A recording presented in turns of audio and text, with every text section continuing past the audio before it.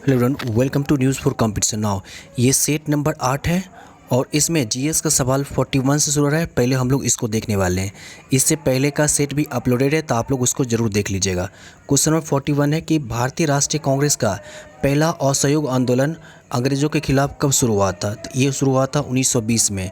अगर डेट पूछ ले तो 1 अगस्त 1920 को असहयोग आंदोलन की शुरुआत मानी जाती है और ख़त्म हो जाएगा 1922 में।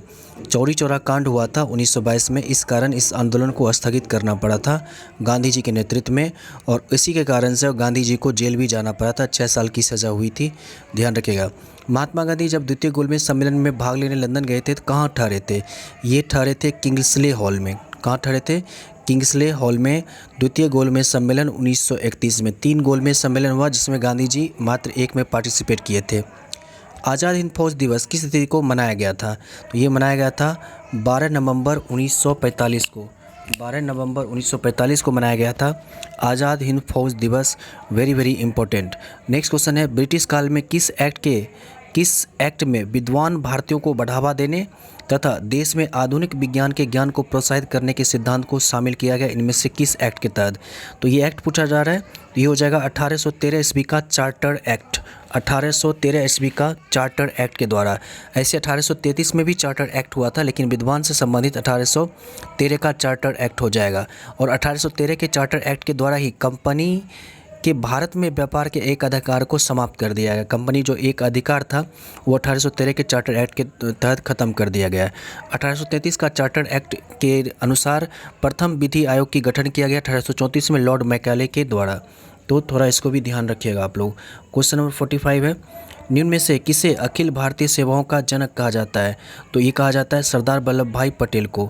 अखिल भारतीय सेवाओं का जनक सरदार वल्लभ भाई पटेल को कहा जाता है, माना जाता है। संविधान के अनुच्छेद 312 में, संविधान का अनुच्छेद कौन सा? 312। अनुच्छेद 312 में अखिल भारतीय सेवाएं का उल्लेख है और वर्तमान में 3 अखिल भारतीय सेवाएं हैं।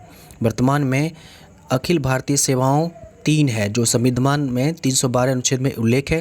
पहला है IAS, भारतीय प्रशासनिक सेवा जो होता है IAS।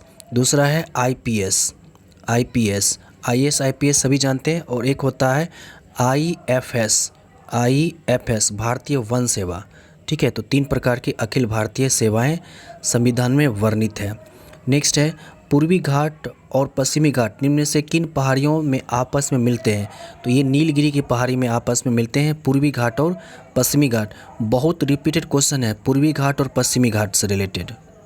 एक चीज़ में याद रखिए, पश्चिमी घाट में ही सबसे ऊंची चोटी है अन्नामुडई, जो दक्षिण भारत की सबसे ऊंची चोटी है।